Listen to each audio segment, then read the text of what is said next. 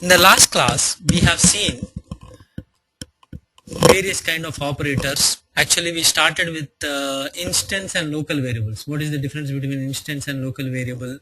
And we have seen how local variables means they belong to a method. They go on to a separate stack, and you need to initialize them before you use. And like instance variables are, they belong to the object entity. They go on to heap. They are part of the object. They need to be referenced so they can get the default values. And we have also seen many kinds of operators, like from the plus sign until the ternary operator to the boolean operators to post increment, a difference between post increment and pre increment and everything.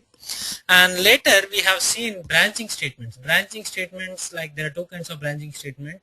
One is if else, if else, and there is switch case. So you know that if you are using more number of else ifs, there is a danger that you might lose your mutual exclusiveness. So let me tell you again this. Actually, like if you write more if else programs, you are a bad programmer. And because somewhere you lose the mutual exclusiveness if you keep on writing so many else ifs. And the switch case is a better one, but again switch case only takes integer. That is the good thing about it, because integer is mutually exclusive. You can, if you use number one, you can't use number one again in a case statement. So that is one thing. Then we have seen about loops. We just started about loops. Loop, for example, in programming, if you want to do something for again and again, then we will use loops, iterations.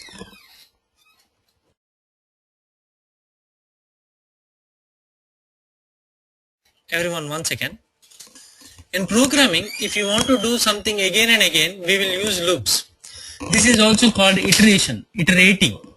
Means there are two kinds of loops generally. I know there is a while loop, do while loop, for loop, and while when, and some other kind of loops in some other languages. And there is a for each loop also for collections. But coming back, there are two kinds of loops. One, you know how many times to do it. One which you don't know how many times to do it. So there are two kinds of loops. For example, let's go and start with a basic loop actually. One of the major and which is there in every language, and really which is a good one or the best one according to me, is while loop. So let's see actually. So for example, let's say int I is equal to 10, and I will say while let's say int I is equal to 1. Actually I is less than or equal to 10, and I will say print I. How many times this loop will run? Okay, my voice is cutting. Okay, no problem. Okay, is there a problem with my voice for anyone else?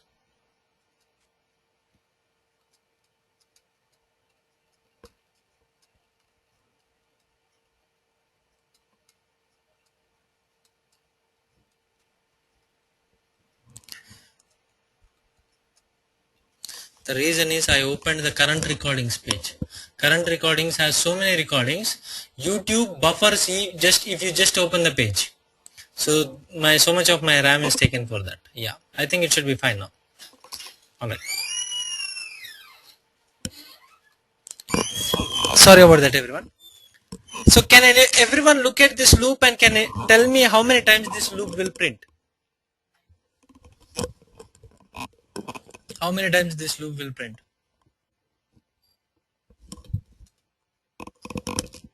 10 times. Infinite. There is no incrementer or decrementer. I will be always 1. I will be always less than or equal to 10.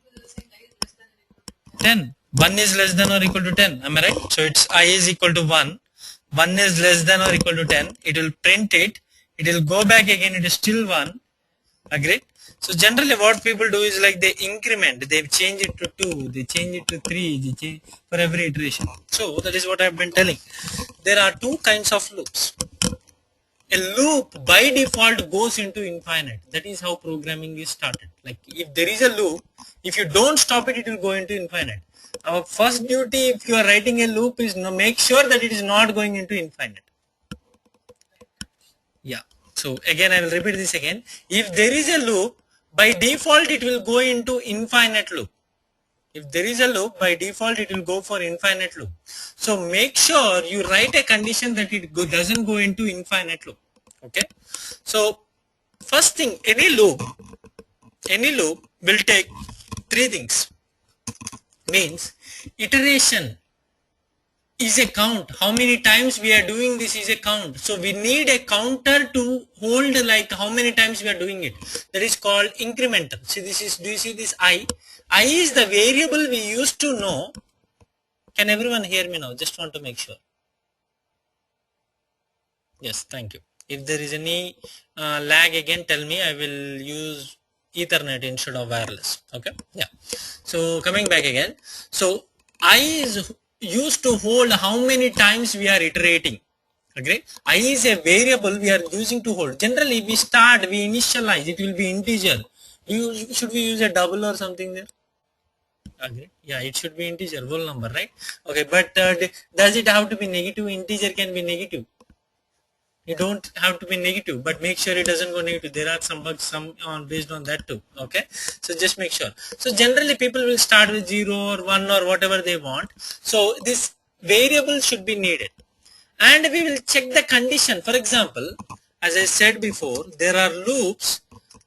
We know how many times we have to loop. Agree? So we know that how many times we have to loop. So for example, I want to print my name for 10 times. I want to print white box QA for 10 times or something like that. So I will start with 1 and I will say less than or equal to 10. So it will 1 to 10 because 10 is equal to 10. So it will print 10 times, for example, let's say white box QA. Agree? So we need a condition. The condition in a while loop, the condition should evaluate to Boolean. It can't be anything else. It should evaluate true or false. So whether should I do it or not do it. That is what while needs. So generally we will put a condition saying that it should do this many times, and we should increment it, increment or decrement. So I should keep on incrementing for every iteration that we have done an iteration. So for example, the first one will come. When the first one is ending, it will come to 2, it will come to 3. So this is called incrementation. So we need variable, we need initial value, that is called initialization, and then we need conditional check, and we need incrementation or decrementation. Agreed? Agreed? So these are the things we need for a loop. Okay. So now, for example, so let's say I can start with I equal to 10, and I can say I is less than or equal to 1. I can still do I minus minus, same thing. So you can go forward or you can go backward. It's up to you how you are going for it. Okay. So this is how you do a loop. While loop, so this is generally people start with loops, like you need a variable, you need an initial value, you need to increment it, and you need a conditional check. But really, while loop is very simple. While only ask, if you see, this is the syntax of while. While boolean, do it. While boolean, do it. Tell me whether should I do it or not. That's only I want to know. Okay. For example, let's see the advantage of while loop. Okay. I will write another example.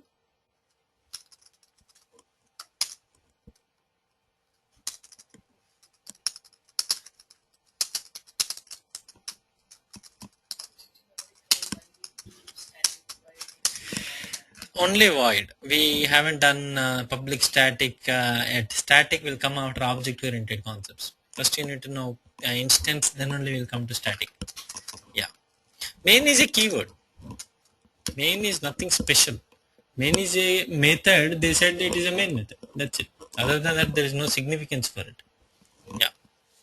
Okay. What is I minus minus? Remember, Prasanna, it's a decrementation. Go down. 10 will become 9. Remember, we did incrementation. Similarly, we can do decrementation. Okay. Coming back.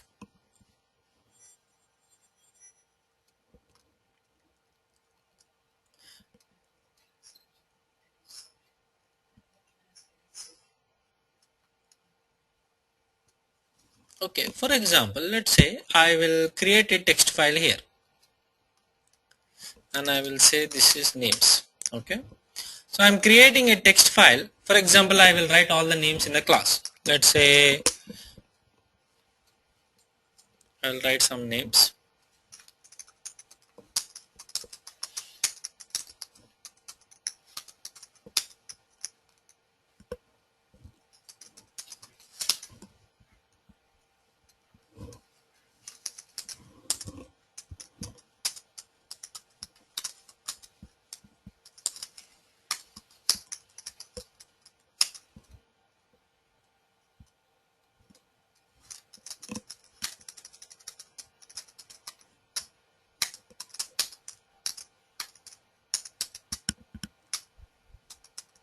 Is there no A at all, Kamal? Okay. Can anyone tell me how many names are there? We didn't count. We don't need to count. Is there any necessity that we, for example, if you have to print all the names in this file, is there any necessity that you should know how many names are there? No. That is the thing about loops. For example, I should go on to, for example, let's say, if you open a tab, you need to take the resources. You really don't care how much water I'm taking. Clear? For example, let's say I need to give bonus to all my employees. So my bonus depends on how many employees are there. No. Means that might be amount how much I need to give you, but the program to run that program, does it remember that? So if my program only can accommodate 10 employees, what is the use of employee like program? Am I right? So I'm not talking about financial or accounting aspects here, programming aspects. For example, program should not depend on the size of the numbers or anything. If it has to loop 1 time, 10 times, 100 times or 1000 times, it does not matter to it. It should do it. For example, I want to print all the names in this. Generally, what we do, we have to go and read how many, generally people, if there are no loops, people will go and see how many times they are and then come and for each time they will do it. So we doesn't need to know the count. So if you need to know the count, you have to loop it once and then you have to loop another time for printing the names. So it's nothing but double looping. You are looping twice. So don't loop that. So that is the reason while is best for these conditions. Let's say, for example, I want to read that file. Let's say, yes, while end of file, or we don't say end of file, while there is another way here. So let's say, to read that file, I need an object. Actually in Java there is a package in Java called java.io. So don't get worried about this because we are not learning IO package now. You will be taught later. So just see the code of while loop. Don't be bothered about other code. Okay? Or let's say,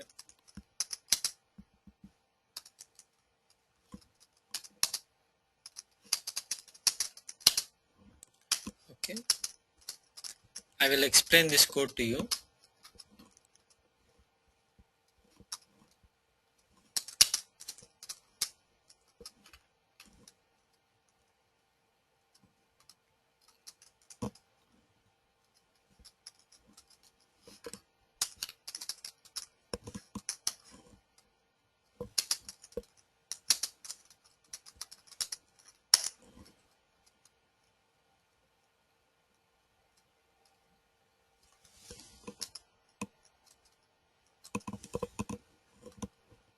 Okay, say in Java I am creating new file object. This file object represents the file I created there and I need to read that file. So I need a file reader. For example, remember like for example when you are watching a YouTube video or something, does a pixel by pixel load into the screen or everything gets loaded and it's a continuous streaming? Continuous streaming. If it loads by pixel, do you really like to watch the video? No, simple. So similarly, when you read a file using file reader, it will read by character by character. You want line by line. So you need to buffer until, what is buffering? Going and reading forward and bringing them and putting into the memory so that we can have continuous reading. So there is no lack in reading. For example, when you are reading a book, you want to just go forward.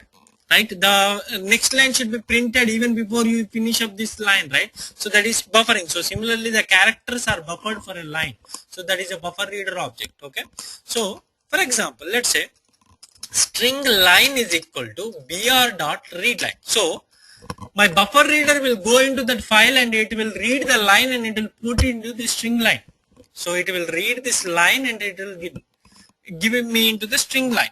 Now I will say while line is not equal to null, while line is not equal to null, okay, means if it is not null means what? There is something in the line. Agreed? So when can it be null? For example, let's go here. If you put a break here, like a space here, is this null? Is there null there? No, there is a new line character there. There is a slash and character there. You don't see it, but there is a new line character there. Null is at the end. There is nothing here. There is nothing here. That is null. This is not null. Having spaces and new lines is not null. New line is a character. Enter is a character. There is another line. There is another line. That another line is also there. Okay, that is the reason I backspace. Okay, all right. So now coming back. So let's see. While line is not equal to null, I want to print line. Agreed? But once I print the line, I should go to the next line. How I should go to the next line? It should read it again. Agreed? It should read it again. Okay. So now I will do br dot close. Okay.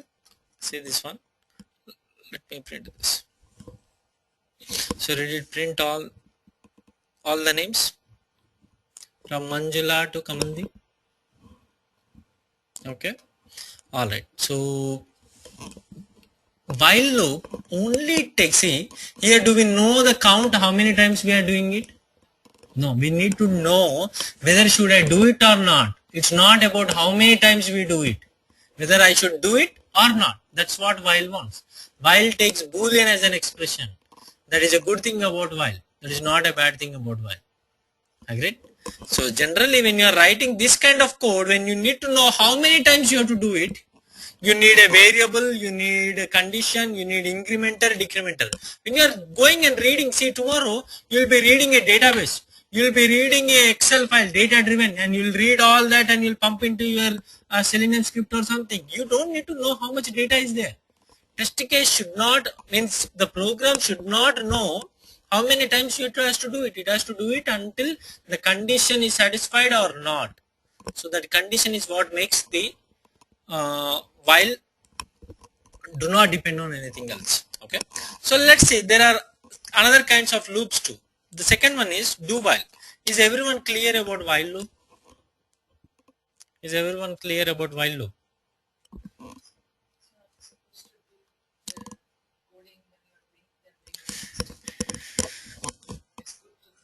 So here there is a question like, yes, I will explain the last example, Sujaya. Okay, no problem. Alright, so there is a question that should you do the coding along with me? If you can, if possible, you can do it. Otherwise, later. Okay, yeah. So coming back again, see, here while takes boolean as an expression. So generally, sometimes you know how many times you have to do it, like that is called number of iteration. So if you know number of iterations, you'll put a variable and you'll put a condition, or you'll increment and decrement until you get that many iterations. That is one way. Okay. There is, for example, you are reading a database table, employees table. Okay. Today there will be 100 employees. Tomorrow there will be 101 employees. Do I really care about that?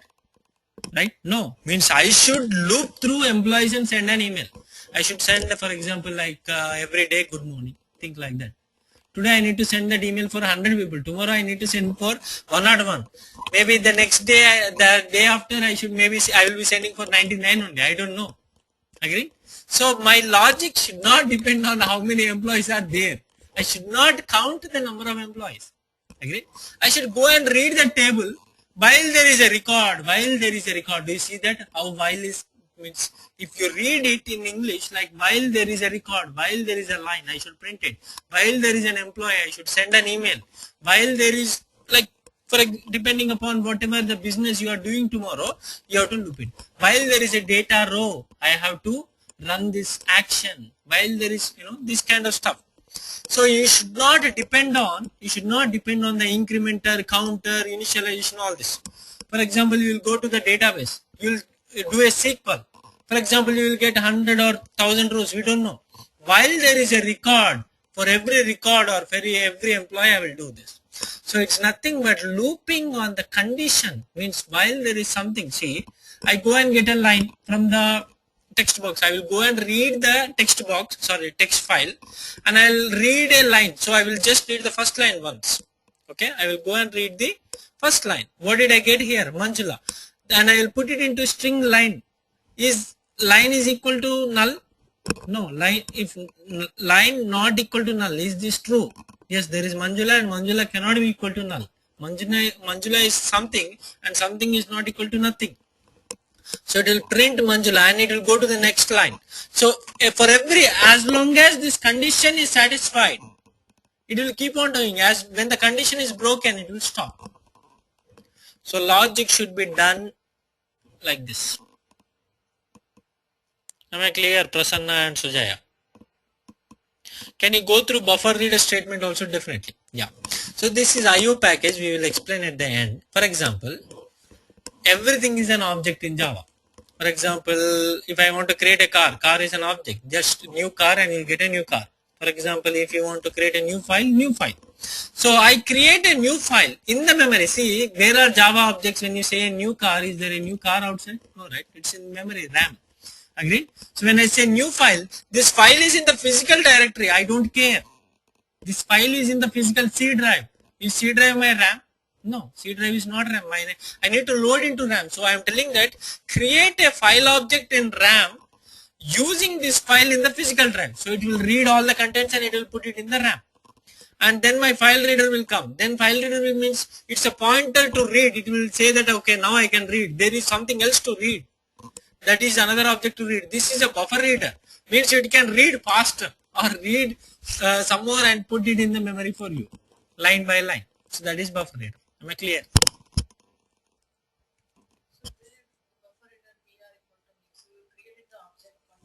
Buffer reader. And buffer reader object takes a reader object. Because to buffer something you need reader first. You can only buffer a reader. And BR, what is BR? There is a method on this buffer reader object. See, buffer reader object is created, but I didn't start reading at all. So when I say br.readline, it is going all this reader, see, file is created, reader object is created, buffer reader object is created. They are all in the memory, but they are not working together. Then when I say read line, first this file reader will go and read character. Buffer reader will come and push it to until the line, and it will get the line and put it in the string. Am I clear? Okay, why do we need buffer reader? Yes, why can't we use file reader? File reader reads character by character. So like M, A, N. So do you want to do that? No. For example, think like you are watching a movie. There is a pause after each screenshot. Would you like it? That is the reason we need buffering. Buffering is a universal concept. Agreed? All right. Buffering the memory. Remember, we get something into memory, we buffer the memory. Okay? All right. Okay. So there is next, for example, let's say, if there is no line here, let's say I will go to the names. Actually, I will create a names 1. Okay, F2 names 1, and let's say I go here and say names 1. Okay, and if I open this names 1 and I will delete, is there anything in that file? Is there a line? Let me run it. Is there anything? Nothing. Agree? For example, while will not go into this inside statements if the condition is not satisfied. Agreed? While will not go into inside this thing if the condition is not satisfied. So there is another kind of loop called do while. Okay, let's say there is a do and a while. Okay.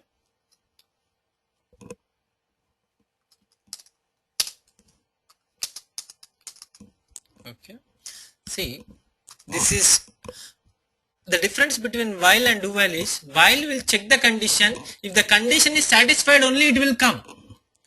Do while is it will first do once, then it will check for the condition for the next iteration. So for the first iteration, first time it is free.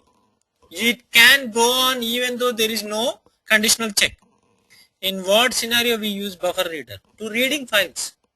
Reading files like lines and everything, not character by character.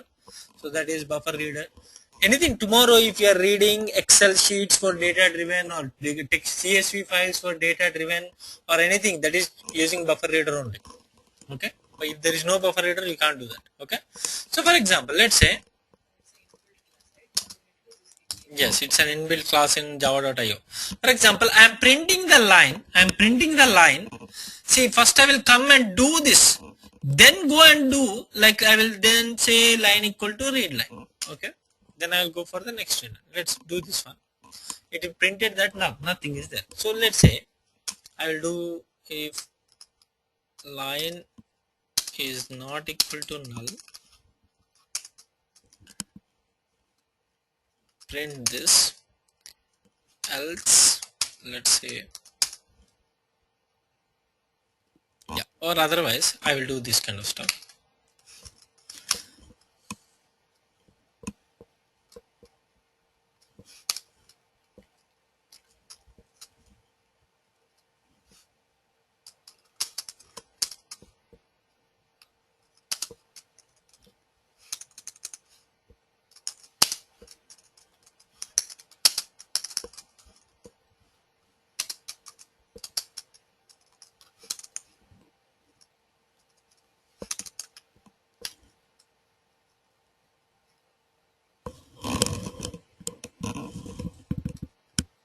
One second.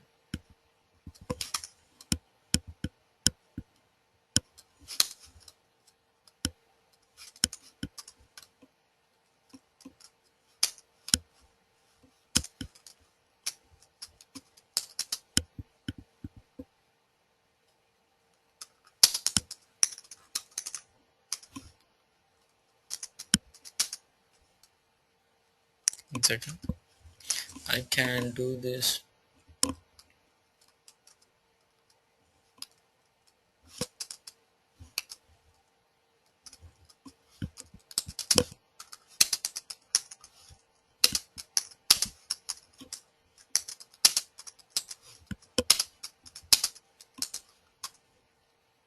Okay. If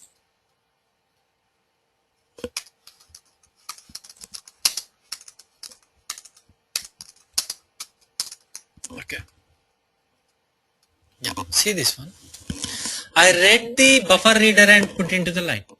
Then I said that if line equal to null, then give the string for line. Agreed? If line is not equal to null, line will be line. Remember, this is the ternary operator we learned yesterday. Why did you use throws exception? Very good, Sujaya. Nice observation. Because I am using a file object. Simple. I will talk about that later, not now.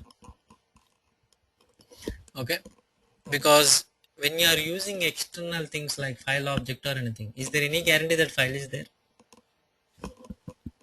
That will, this, when I'm using this object, when I'm using this read line, I need to throw exception or I need to do try catch. Whether I should do try catch or whether I should throw the exception. As I am not doing try catch, that is the reason I am doing throws exception. Okay. Alright. Should either throw it or catch it? No, not yet. Okay. So coming back. So I am telling that if line is equal to null, it will become no line, otherwise it will be just line. So I will do, means do will print the line and then we'll go and read the line. See, Do will do something just once, even before the condition is not satisfied. So let me do the same do here. For example, let's say int k is equal to 1. Do sys out while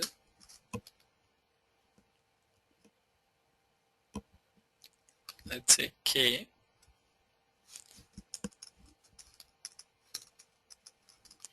while k is less than or equal to 10 k plus plus. It's the same thing.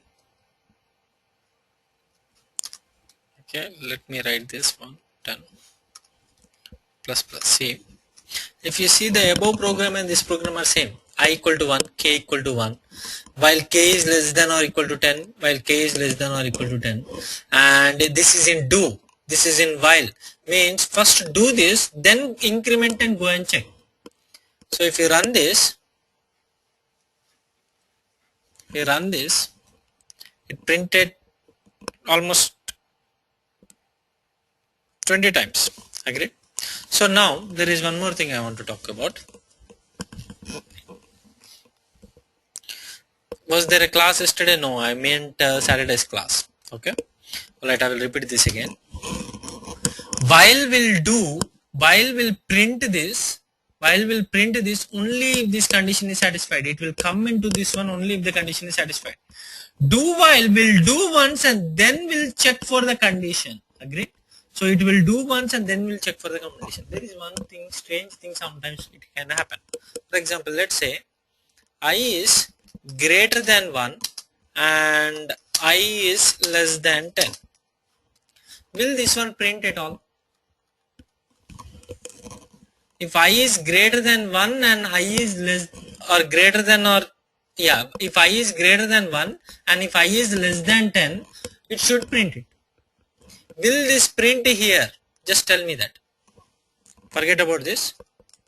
Will this print here? If I is greater than 1 and I is less than 10, will it print here? No. You know that it won't print there. Agreed? Because I is equal to 1. I has to come here to become 2. I has to come inside to become 2, right? I won't come inside because I is not greater than 1. Agreed? So let's come back to this do while. Same thing. K is equal to 1. I will say if k is greater than 1 and k is less than 10, will this print?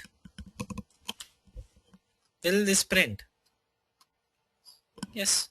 The first one changed it to 2. According to do while, it has to do once. So it came into do once without even checking the condition. But when it came into do, I changed. So it will go for, it is eligible for the next iteration. The first iteration can change other iterations too.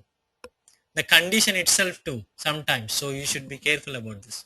You want to understand this now. You will be like when you are really using this sometime tomorrow, you will think that, oh, this is what it's been. Yeah, it will take time. No, it will print until 9. It will print until 9 times. See this one. The reason is k is equal to 1. It came into do and k plus plus means k became 2. K is greater than 1 and less than 10. Now it will come back again and again and again. Understood? Yeah. That is do while. So there is same another loop again. So that is the most used and most abused loop also. So that is for loop.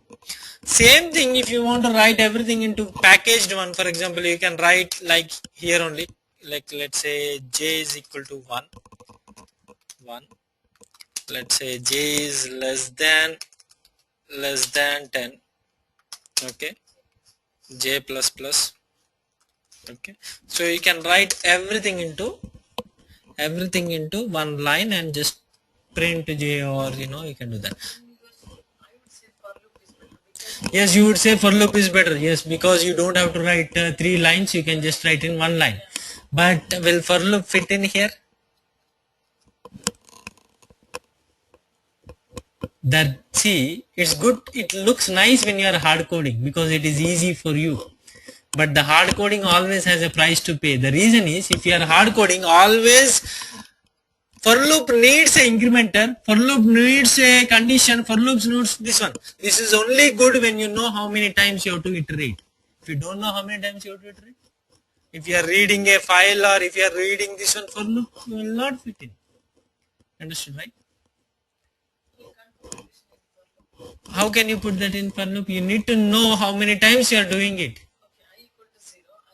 Then less than what? Less than, how can you do less than not null? That is a number. Less than has to be a number. It can't be true or false.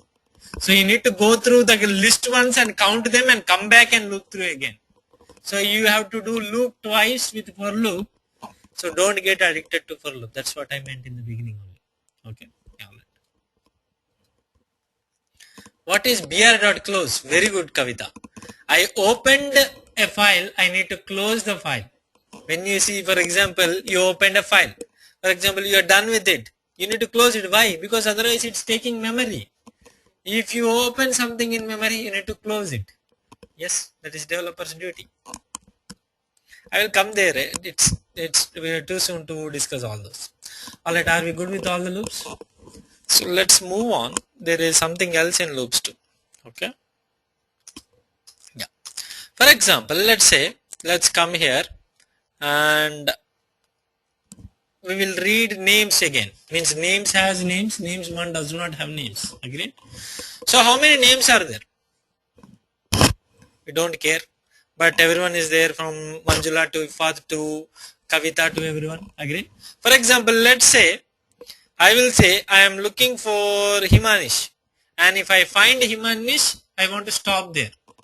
I want to stop all the iteration. So what will I do?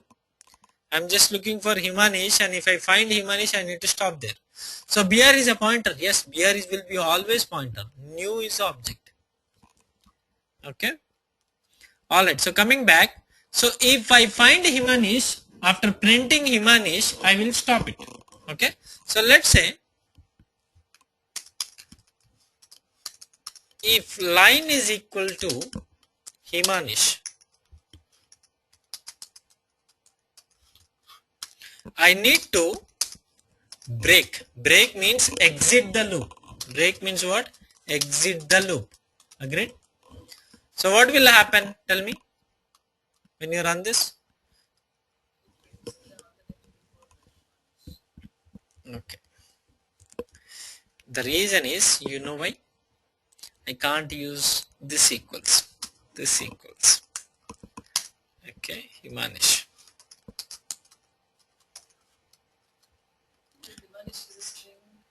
String is an object. I will come there later. Please don't ask me questions now. See, Java, I told you in the beginning only. You will learn about static in the last class. So similarly, think like there is something which you don't bother about. Don't bother about these equals. But if I find Himanish, I want to stop the loop. Did I stop the loop? Agreed? For example, that is good. So means nothing else will be printed. So the iterations will be, the name is missing in the list. No, it is there. So we will stop the iterations altogether when we find Himanish. Next thing is, for example, I only want to skip Himanish, but I want everyone else. Maybe like, let's say Himanish didn't appear for last class, so we don't want to print his name, and we just want to move on with like we just want to print everyone other than Himanish. Let's say that. How will you do that? That is called continue. Continue keyword means skip the iteration. Do not break the loop. Just skip that iteration. Agreed? We are just skipping that what? I did a mistake. Yeah. So it won't continue then. Alright. Line equals.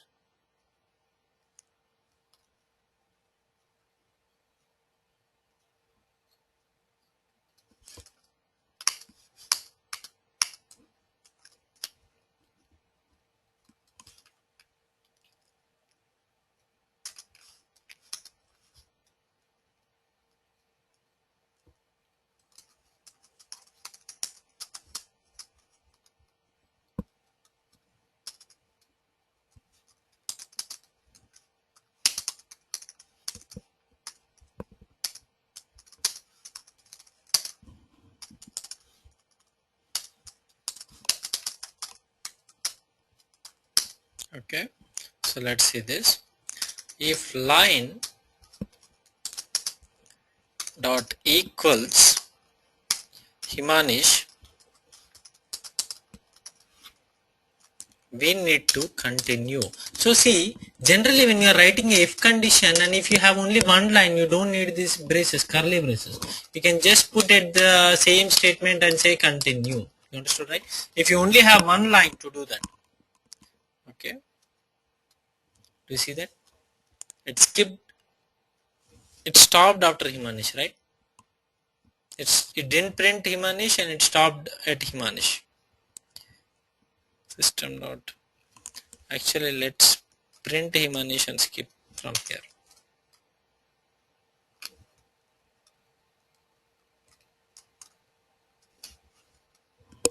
Read line, and if this is the one, okay.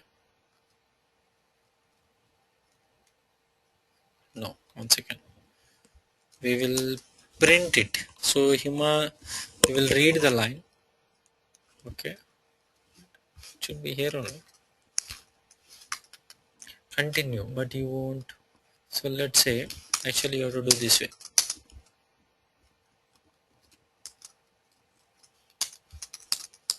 Okay, continue means just skip the iteration. Okay, alright, now it will print. So if you see, there won't be any Himanish here. Means if line is equal to Himanish, read the next one, but skip this one. So skip this one means come back to next one. See, if line is Himanish, I find that line is Himanish. For example, I came to Manjula, I came to Aarti, I came to everyone. Then I came to Himanish. I know that, oh, this is Himanish. Then I will say that, go and read the next one. Go and read the next one. So that I want to move on to next one. And I will say continue. Continue means don't print this guy. Just jump into here again. Don't print the rest of the lines. Don't go for rest of lines in you. For example, see, let's say, we are doing from bonus processing or something. If you find an employee who is manager, skip them. Agreed? But you to skip them, you have to go for the next one. So you have to still do read line, right? You have to still do read line to go to the next one. Okay, so you have to go to the next one. Agreed? So this is continue means skipping. Skip an iteration. Break is break the loop. Break will completely stop the loop there. Completely stops the loop. Okay. Alright. Now I will ask you something.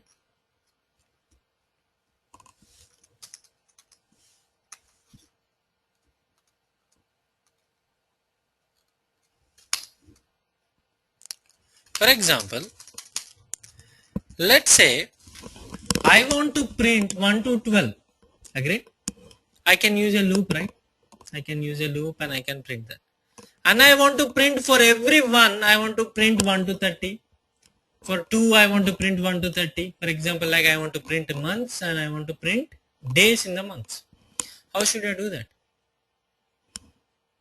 I want to print months. I want to print days inside the month. For example, let's say tomorrow you want to, developers are creating reports. They want to show your accounts and account balances and account transactions per account. Right? On the web page you will see checking account. These are the transactions. This is the balance. Then they will see saving accounts. Then you will see some other account, right? So, nested loop. Loop inside a loop. That is called loop inside a loop. For example, let's say for int I is equal to 1, I is less than or equal to 12, I plus plus. Agreed? This is a month loop. Now I want to print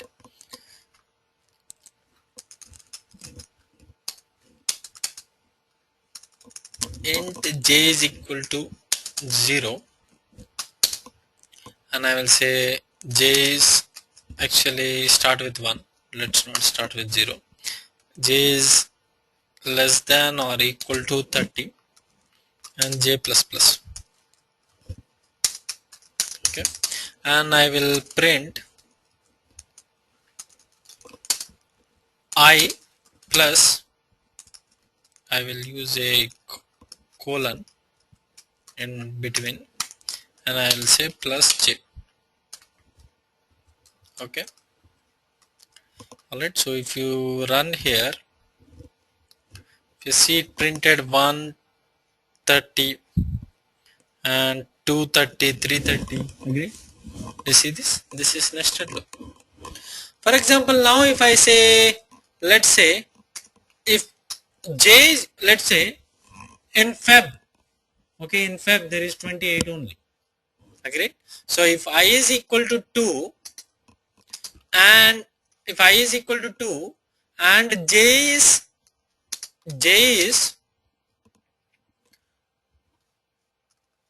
28, I printed 28. Agree? So what should I do here? Should I continue j or should I break j? What should I do? Continue means it will skip 29, but it will go for 30. Agreed? So I should break this loop. Agreed? I should break this loop. So it will break the loop, which when I say break, which loop it is breaking? It is breaking the inside loop, because the break is inside this second loop. Agreed? Alright, so if you see here, for 2 it will be 28 only.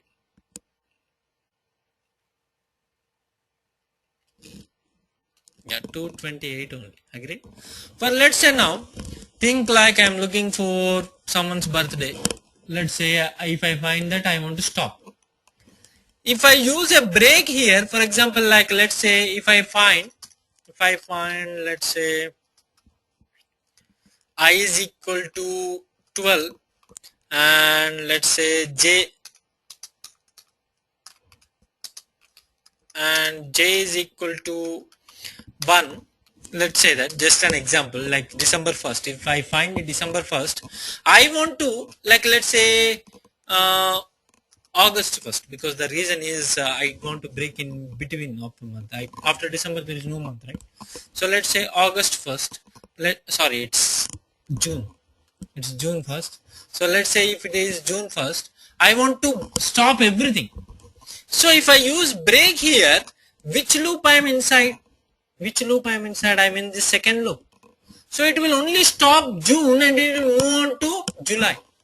But I don't want that. I want to break this one also. If this is the condition, I want to break the outside loop. How will I do that? Can you break a outer loop using break inside an inner loop? No. Inner loop breaks. You can't break an outer loop using the break inside inner loop. But I don't want to put the condition here, because I want to specifically look for June 1st. I don't know unless I'm in inner loop. How will you do that? They are sometimes called labels. You can put like outer, and you can put like inner, and you can put this as inner, and you can say break outer. This is called labels. So if you see, after 6-1 everything stopped. You can put, so this is,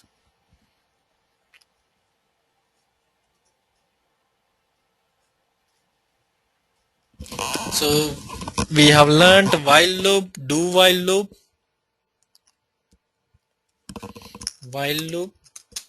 do while loop, for loop.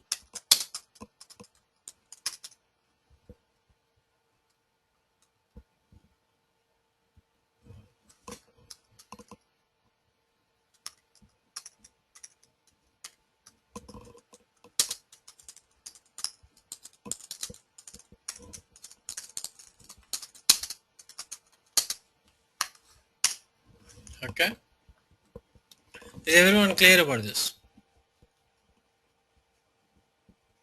Okay, then there is something we should go into. There is actually in Java there is one more loop too, that is called for each loop. That is really one of the best loop if you are using collections. For example, the loop is for each loop. Let's see. So everyone started with arrays today morning. What is an array? Can anyone tell me? What is an array? What is an array?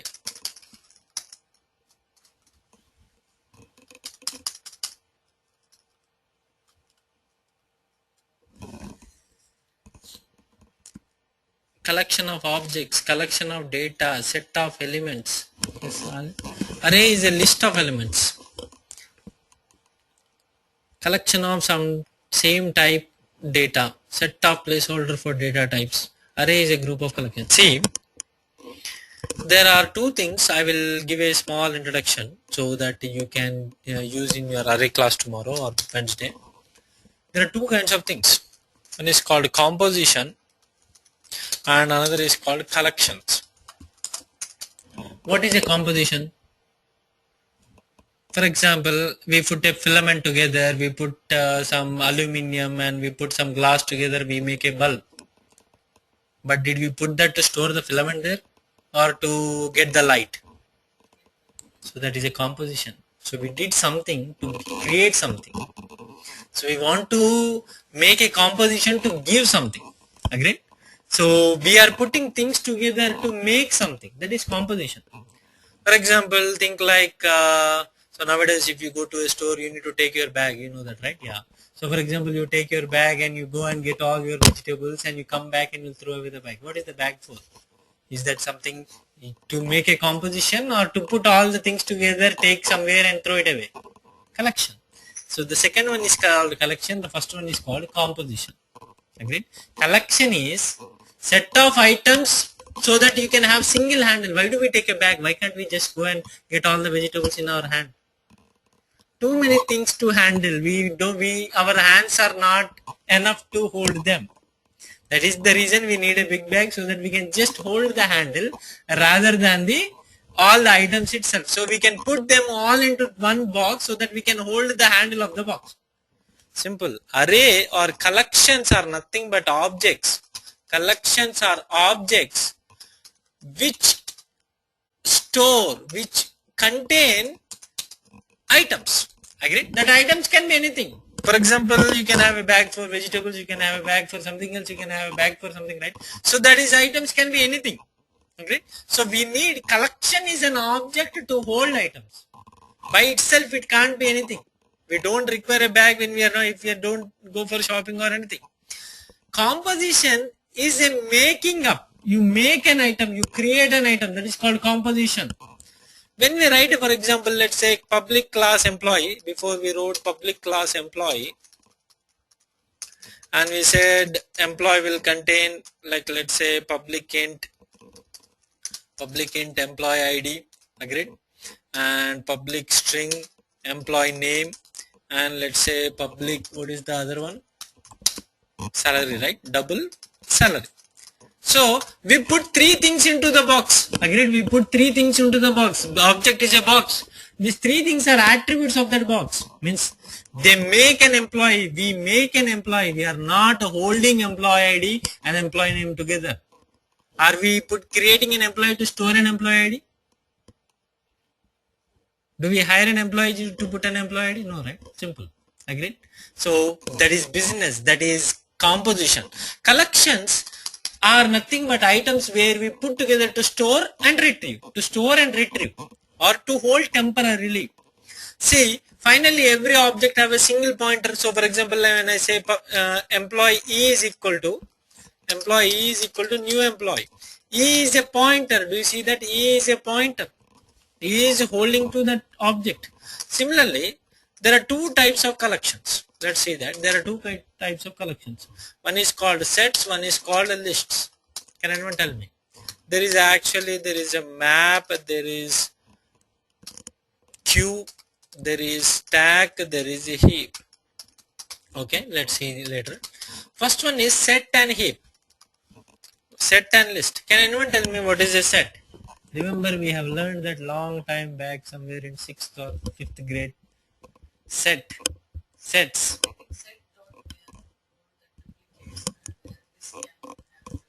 Yes. Yes, sets. Tell me that. What is a set? Set is a collection of items, unordered collection of items. What does that mean? Let's say unordered collection of items. This is ordered collection of items. So when you are using unordered collection of items, let's say for example I have a set of 1, 2, 3, 4, and let's say 5 is here and 6 is here. So this is a set. If you remember, I have a set like this.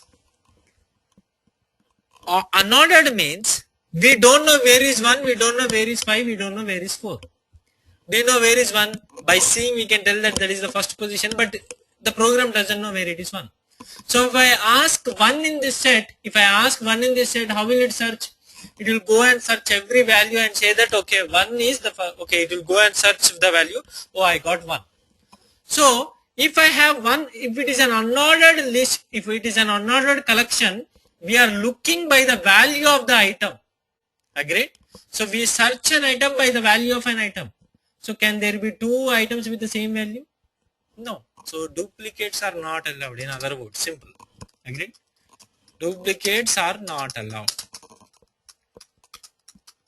So now ordered collection of items. For example, there is 1, 10, like let's say 20, 30, let's say. Okay.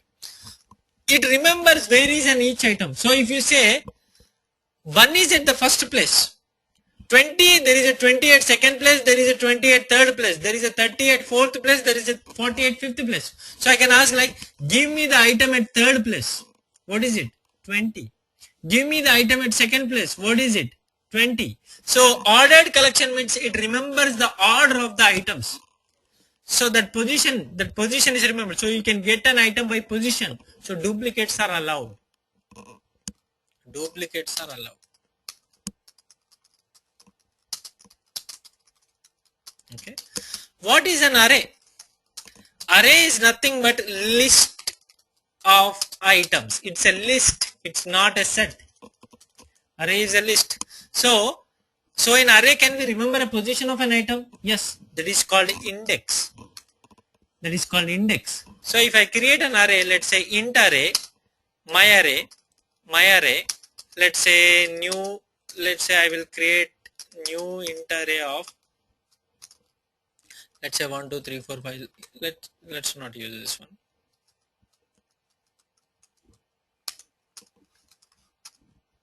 Okay. So if you see, this is an array.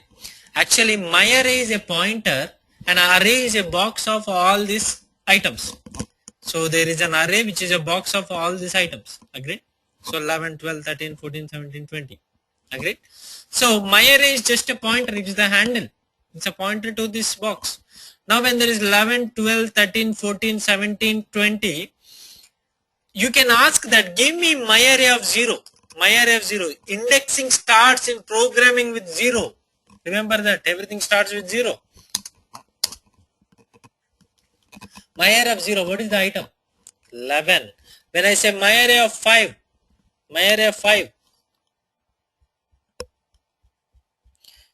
20. Remember 0, it starts with 0. 20. Agreed? My array of 5 is 20.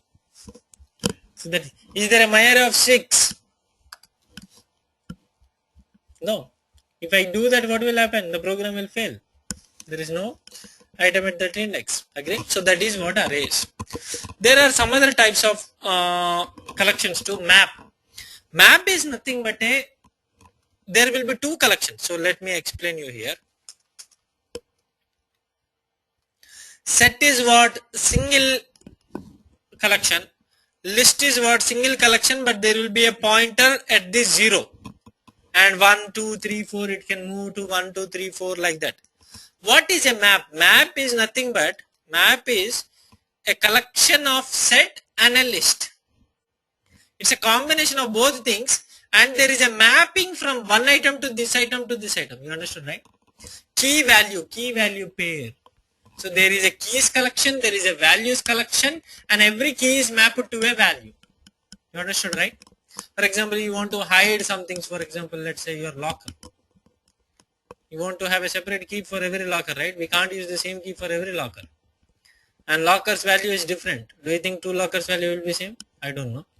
Okay, so there will be a key to each value. Agreed? So something like that. So that is map. And queue, heap and stack you don't need to worry about. Okay, yeah. So there is a loop which only works on collection, that is called for each loop. For example, let's say there is an array called string and let's say names. This is an array, string array. Names, let's say I will start from bottom this time. Vijaya, Vijaya. In every batch there is a Vijaya.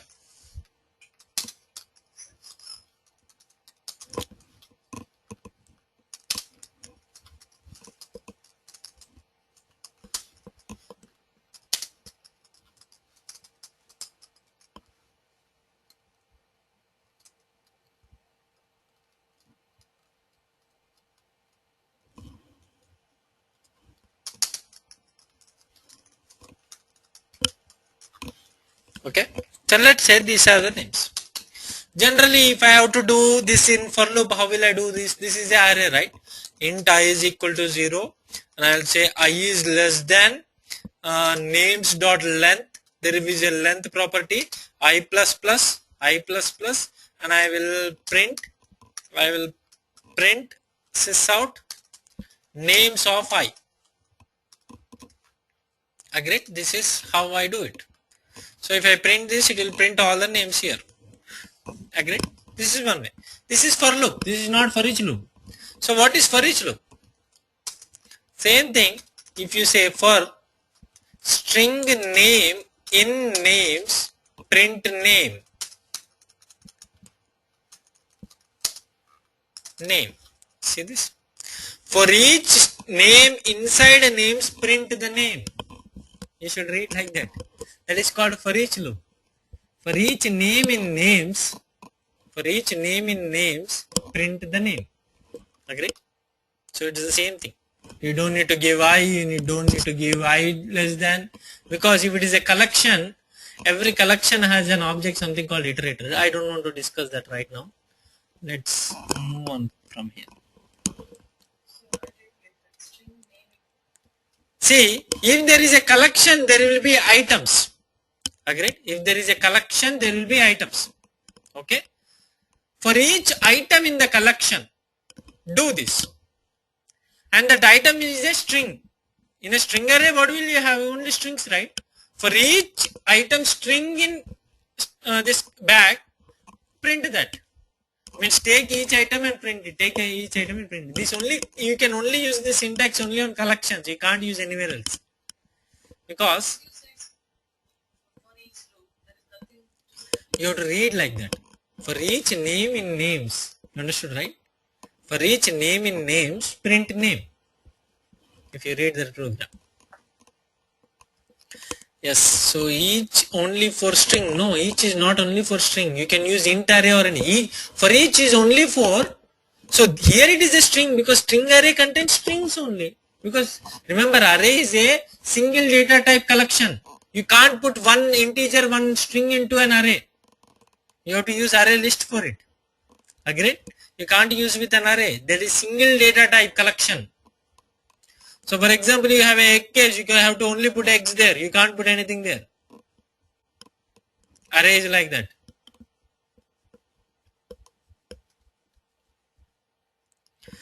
Sujaya is asking me for a map. For example, let's say there is like account balance details for every candidate, every employee. And you want to put it in a map. Why? The reason is the key is SSN. If you know the SSN only, you should get the value. Agreed? So you'll put it in a map for, like, let's say these are all SSNs. These are all their account details. Okay? And there is an SSN, there is a value. There is an SSN, there is a value. This, by putting in map, what does this mean is, if you don't have the key, you can't access value. So if you don't know your SSN, you can't get your value. So that is the use of map. Okay? Hash map is a famous object for map. Okay? Not audible? I'll let again, so I will repeat this. Let's say there are account details for some each person in our bank. We will put all the account details into, we create a map and we see SSN is keys, SSN1 to this one, SSN. So we create a map SSN to,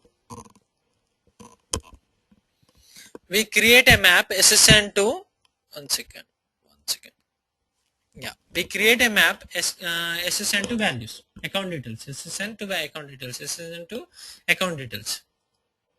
Okay, all right.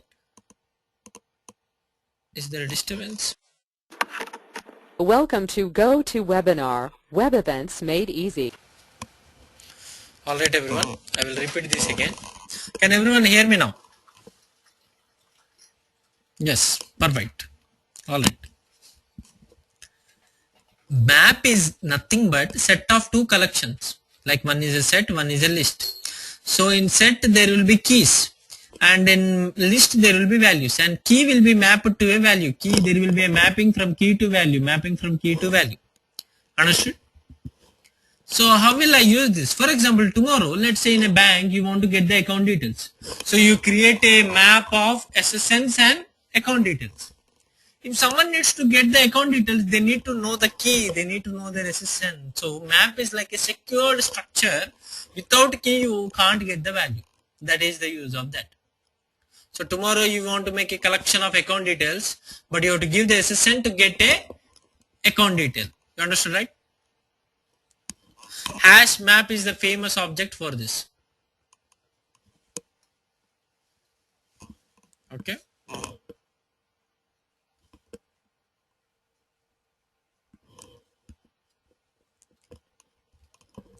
Alright. So that is for each loop. So let's go back to object-oriented concepts. So we are done with loops, and Shilpi will be doing array, strings and exceptions, and I will be starting object-oriented programming now. Any questions in between?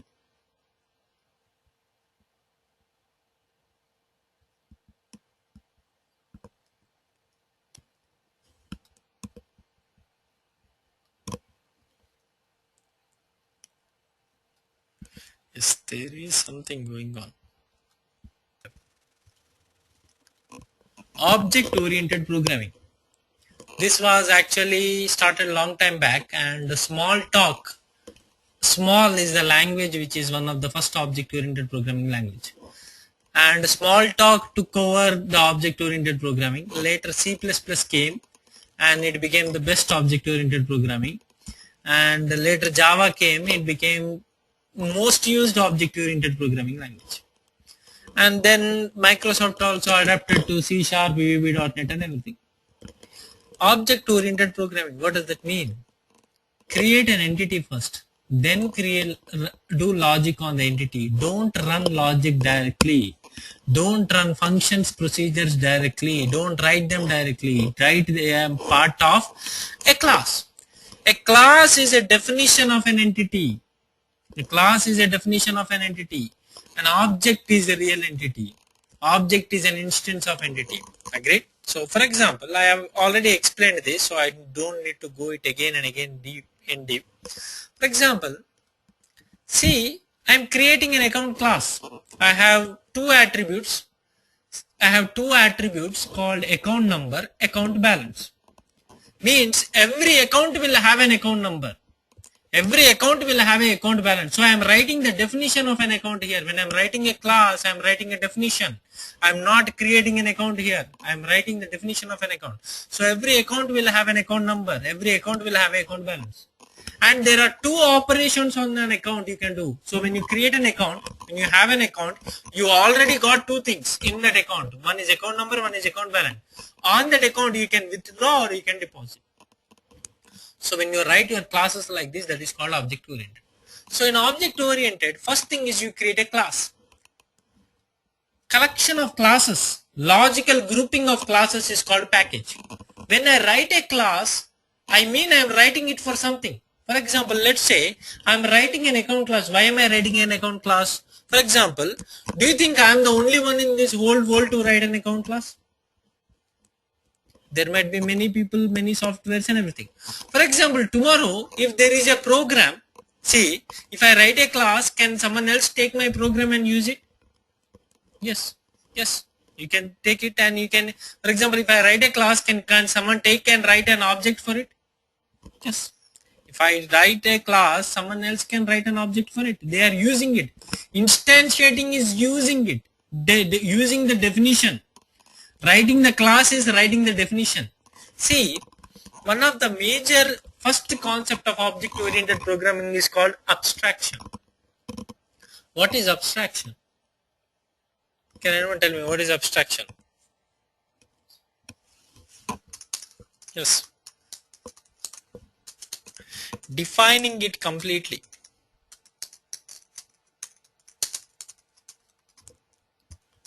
If you cannot abstract, you can't solve problems. Agree?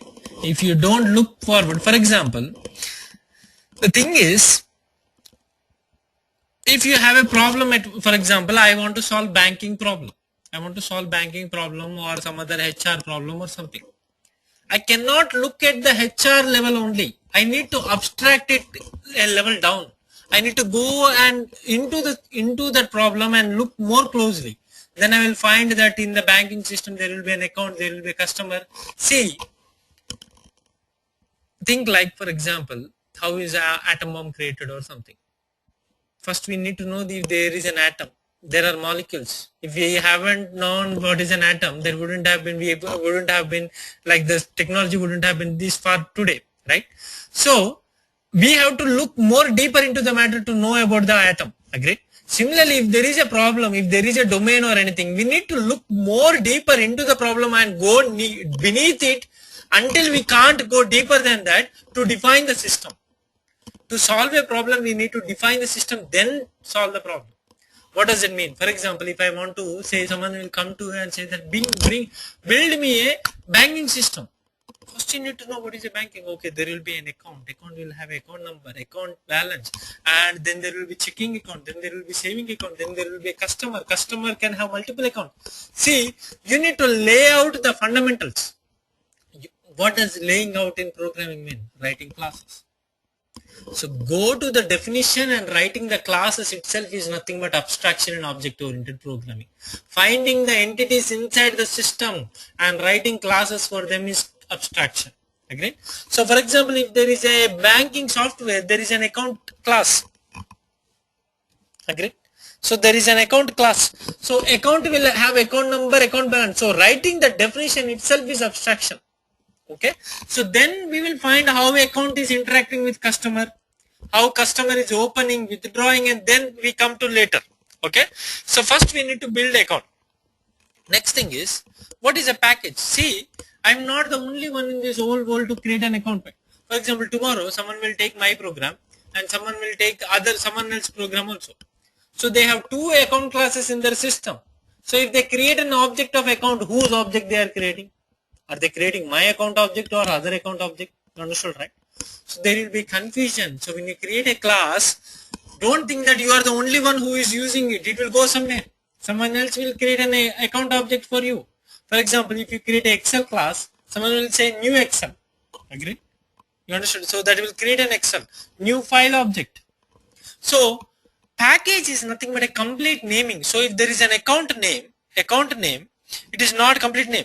We need to write the complete name for this is edu.wbqa.basic.account. Our account complete name is package plus account.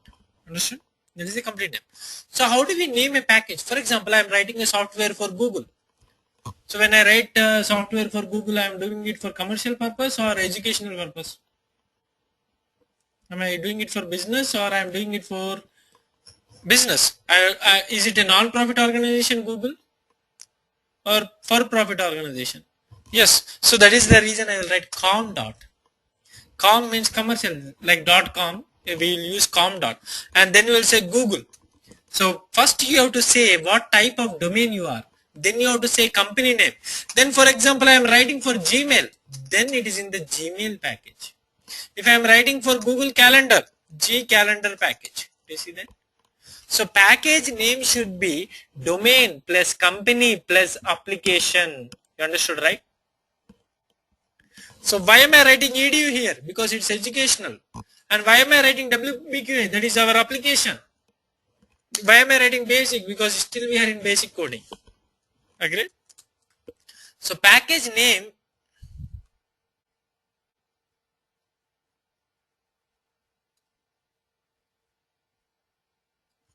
and semicolon, don't forget that.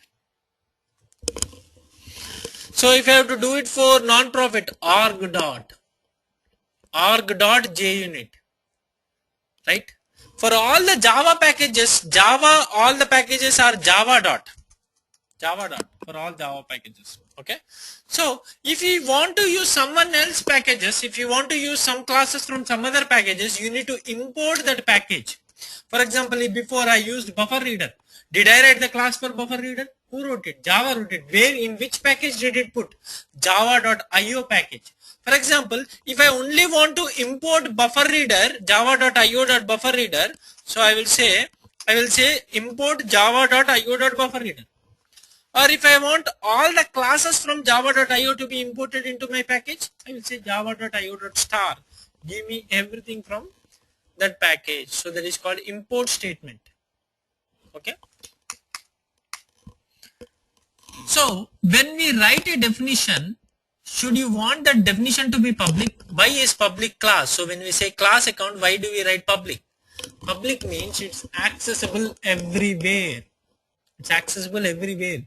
So anyone who has access to my code can create an account, can see my account class. That's what public means. Public means can access everywhere. So similarly, that is the reason we write public for account number. That is the reason we write public for account balance, public for withdraw, public for deposit. Okay.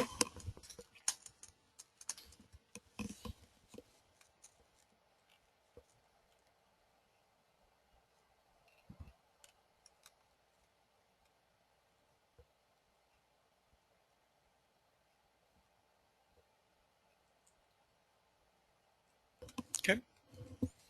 Now,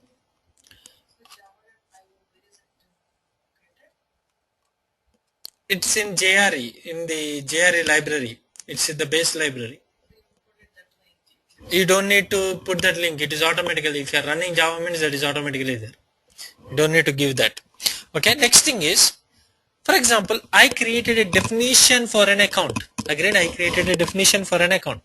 Now, for example, let's say I am writing another class. Let's say this is test1.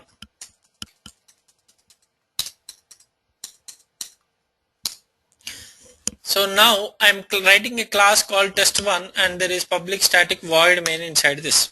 Okay. There is public static void main inside this. I want to create a new account now. Agreed. I want to create a new account. What will I do? Account A1 is equal to new account. Whenever you say new, that means you are creating a new object. Agreed. Whenever you are saying new means that means you are creating a new object. So let's see how does this happen in the memory. I will explain this again so that everyone understands this. Okay. Let's go here. New account. Always the right part will execute first.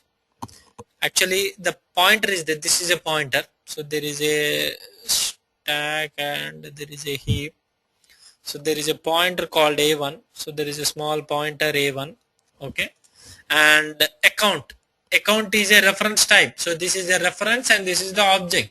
Agreed? So every class is a reference type. So objects go on to heap. So what happens? What is this object made up of? There are two variables in this object. So a account box will be created. Means account object will be created. And inside that, what is the account number? Account number is integer. How many bit is integer? 32 bit. Double. How many bit is double? 64 bit. Agreed? So two of them are created and this address is taken and it is put in here. So there is a link from here to here. There is a link from here to here. Okay. Now, so there is a account number, there is account. Then what is the default value of integer? What is the default value of integer? 0. So 0 will be put. What is the default value of account balance? 0 0.0 will be put. So that is, those are the steps which happen when you done this. Understood, right? So memory is created, variables are created, default values are initialized. That is what happens when you create an account. So that is what object creation is. So now if I print the value of sys out and I will say a1 dot account balance, what is the value? 0.0. Agreed? Okay. So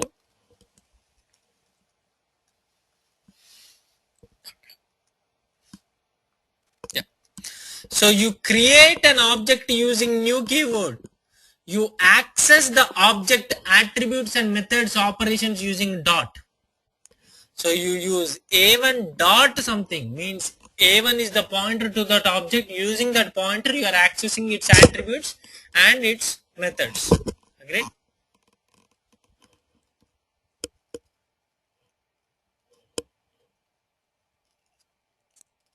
Alright.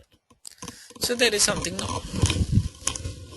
For example, you go to Bank of America and can you change your account balance? Just go and put whatever the account balance you want. No. For example, let's say someone has access to this program. Okay. And if this program is linking to let's say, see the reason is, if you say, I can say a1 dot account balance is equal to, let's say I want to put, if you are given a chance, how much money you will put in your bank account? And remember, this is an integer. Did we write double or integer? So if it is double, we have more choice. Agreed? So means account balance, see, account is there. Account is there. Agreed? So let's say account is there. And account balance is there. Can we go to Bank of America site and just change our account balance? No. Can we just go to Bank of America and do a transfer? Okay. We can do a transfer. We can do transfer from one account to another. Can we do a deposit? Maybe remote check deposit or something. Nowadays everything is coming, so you can deposit it from home only. You don't have to go anywhere. Agreed? Or you can ask it to transfer from your other account into this one. Can you withdraw? Yes, you can withdraw. You don't have to go bank. You can withdraw from anywhere. Agreed? So these are the things. Account balance is a data. Should we change directly, or something should happen to change it? Either a withdraw, deposit should change it. You can't change by yourself. Remember, business is always about hiding data, exposing behavior. See, if data is directly given, what is the use of logic? If everyone gives the database, for example, Bank of America gives their database access to you and asks you to update your records, then what is the point of having websites and all this, logging ins and going to doing transfers and making sure daily limits, weekly limits and all this? What is the purpose of all this logic and business? We can't access data directly. Data should not be modified directly. Data should be modified by logic. Logic is in operation. Logic is a method. So that is the reason there is a concept called encapsulation and information hiding in Java, in object-oriented programming. So if there is an object, I am an object. Agree? You can't come and change my data. You can ask me for a behavior. Okay, somebody come and do this for me. You agreed, right? So that is, you need to call the operations, not the data directly. So when you say public means data is accessed anywhere. It can be changed, it can be accessed, it can be done. Data should be never accessed directly. So you should hide your data. How will you hide your data? Make them private. Make them private. Okay, make them private. Alright. So you made them private. Okay. So let's say you made them private. So for example, so then it will say that a dot account balance, you can't access it. So when you say private, only the definition can see it, only that class can see it. No one outside cannot see it. Agreed? If you say private, only you can see it, no one outside can see it. Agreed? So this is called information hiding. It's not encapsulation yet. Okay. Now for example, let's say generally what happens is like, so when you use private, okay, logic should be exposed over methods. Okay, logic should be, so by making the private means we are hiding the information. But how do you want to do something? For example, let's say here there is a logic. Let's say when you create an account, automatically when you create an account, it will go to database and give you a new number. Every time it will give you a new number.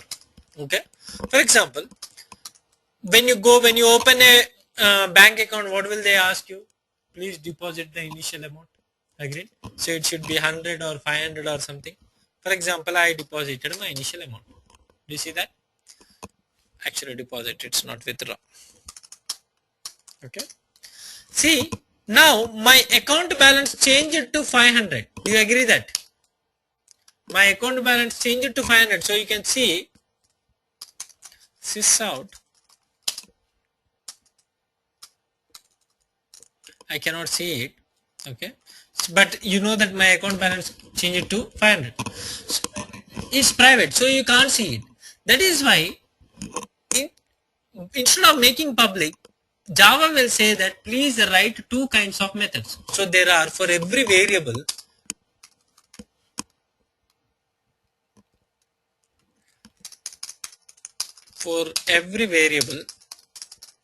we can write two kinds of methods. One are called getters, another are called setters. Okay, setter, getter. For example, account balance, I don't want to write it, I don't want to change it, but at least I want to see it, right? So how will I see it? So I will write a method called public double get method, get account balance. That is a get method for account balance variable. Okay, and I will say return account balance. You might say that instead of writing this method, why don't you directly make it public? If you make it public, anyone can change it, anyone can see it. But by exposing a getter method, only people can see it. For example, now I can just see it, my get account balance. I can see my balance, but I can't change my balance. Understood, right? So this is called getter method. But for account number, let's say for account number, you can write a get method again. Okay.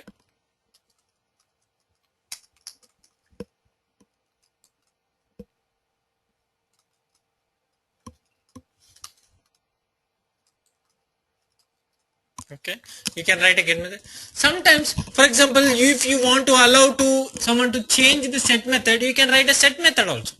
That is called set method. For example, if you want someone else to change the set account number, see this one. If someone wants to change the account number, they need to pass me the account number which they want to add to. So I will say like int a number, and they will change my account number to a number. Okay. See, if you use only get method, what does that mean? That is read only. You can read it, you can't write it. But if you write set method means you can change that. Someone will pass a number and I will set account number to a number. This is called set method. This is called get method. So if you have get method and set method for a variable, that is called read write. If I use only get method for a variable, that is called read only. If I use only set method for a variable, that is called write only. So you can have read only permission, write only permission, or read write permission. But someone might ask, instead of writing get and set both, why don't you make it public? Because public is giving and reading and writing. Same get is reading and set is writing. So you wrote both. What is the difference? This is logic. For example, I can do a if condition. If the user is this one and this one, or if the account balance is this one, don't change. Otherwise, only then allow change.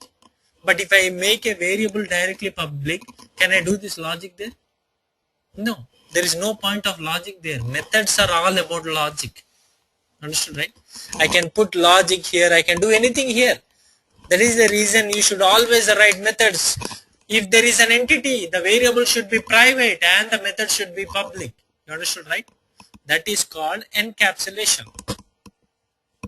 But why it is encapsulation? For example, think like you take capsules, right? Do you know what is the content inside it? No, it's capsule. and you take it, but it will behave on you. Yes, you need the behavior, not the data. Understood?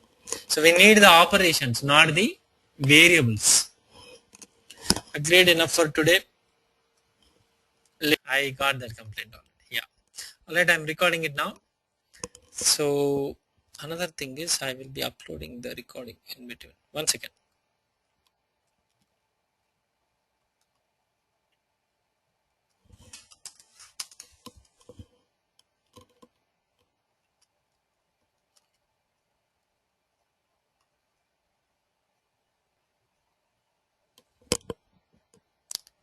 No.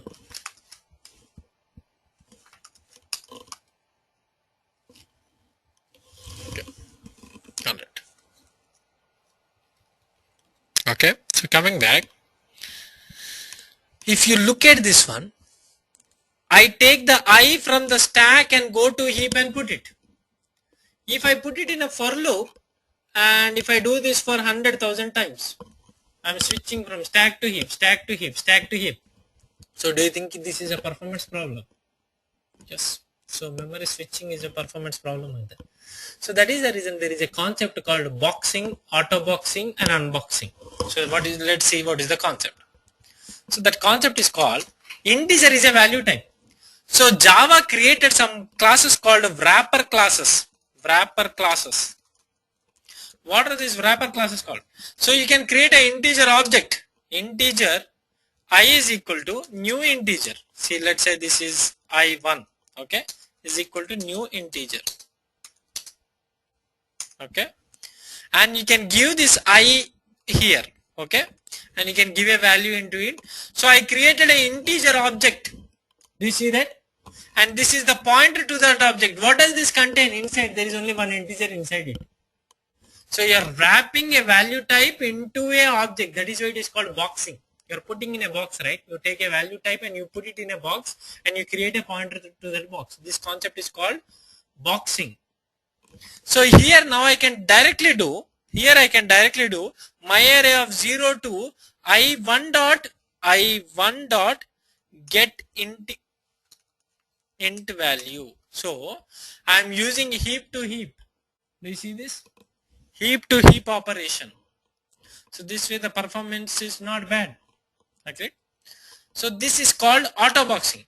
If you want to take back again and if you want to put it into value type, this is called, I'm taking back from the heap and putting it into value type. This is called unboxing. Put it in the box, take it out of the box. Understood, right? So there are wrapper classes for everything. Integer class is there, character class, see capital I. So character class is there. See, character is small, right? So this is the class for character. Boolean is a class for character. Double, float. So these are the classes. Byte, small. Okay, byte, short, right? Long.